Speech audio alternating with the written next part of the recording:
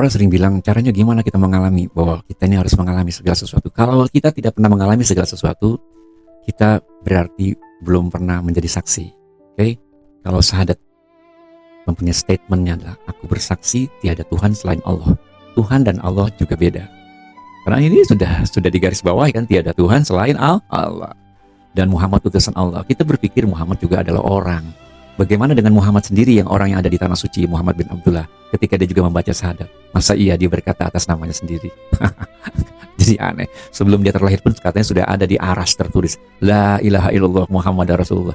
Kita sering tidak mengkonfirmasi statement-statement yang itu dianggap, udahlah terimain aja, takut dosa, takut salah. Kita sering dikontrol oleh para pemuka agama yang tidak mengajarkan detailing. Sehingga kita hanya menjadikan suatu tumpukan memori di dalam otak kita. Kan kita mengenal itu harus dipastikan, harus ketemu. Saksi adalah bertemu atau melihat dengan cara apa saja, kan bisa terjadi. Kalau Anda ditanya oleh seseorang, kamu kenal si ini enggak? Enggak kenal. Coba ingetin.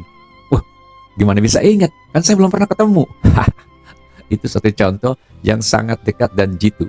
Jadi sesuatu yang belum pernah kita temui, belum kita rasa, belum kita alami, kita tidak bisa mengingatnya. Jelas ya, tidak bisa mengingatnya.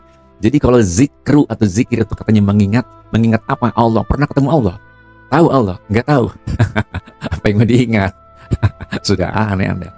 Jadi tidak bisa dengan cara seperti itu. Anda terlalu spekulan bahasanya. Karena Anda ketakutan. Tanyain lagi, gimana ini sebenarnya bahasa ini?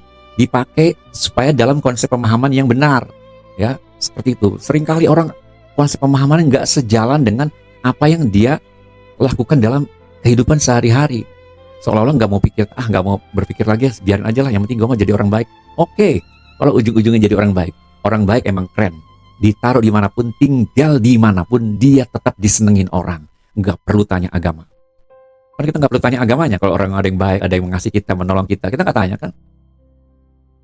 Seperti halnya gini loh, hukum selaras alam raya. Hukum selaras alam raya ada di dalam alam bawah sadar kita. Alam bawah sadar itu hukumnya eksak atau baku atau bako. Gak bisa dirubah-rubah. Gula akan menjadikan manis apapun. Cairan atau larutan yang dicampur gula pasti akan manis. Ataupun apapun, ya makanan bentuknya apapun yang tidak cair dicampur gula pasti akan manis. Hukumnya baku. Sama saja seperti 2 kali 2 sama dengan 4. Gak bisa dirubah-rubah. Bisa misalnya gini, 2 kali 2 sama dengan 10 kurang 6. Oh, gak bisa begitu.